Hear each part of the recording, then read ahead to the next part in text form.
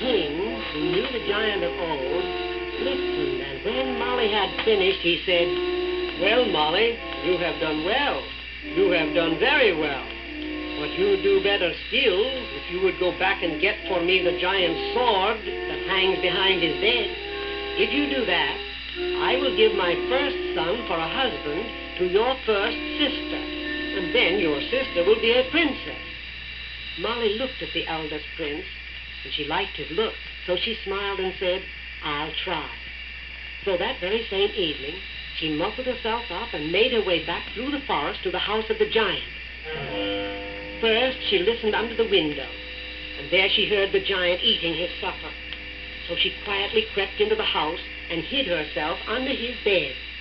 In the middle of the night, the rafters trembled with the giant snoring as Molly climbed cautiously up onto the great bed and unhooked the giant's sword that was hanging from a nail in the wall.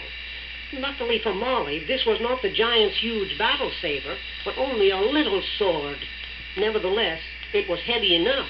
When she came to the door, the sword rattled in its sheath and woke up the giant. Then Molly ran, and the giant ran, and they both ran, and she ran, and he ran, and she ran, and he ran, and she ran, and he ran, and at last they came to the bridge of the single hair. And Molly was so light, she could run over. But not the giant, for run over he could not.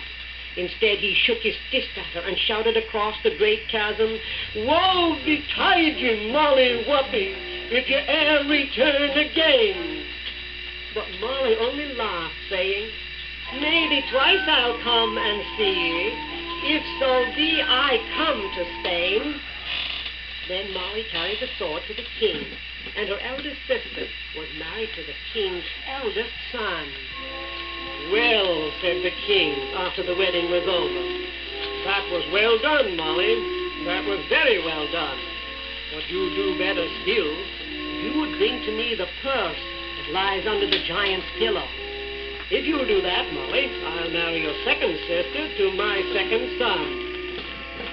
Molly looked at the king's second son, and she liked his look.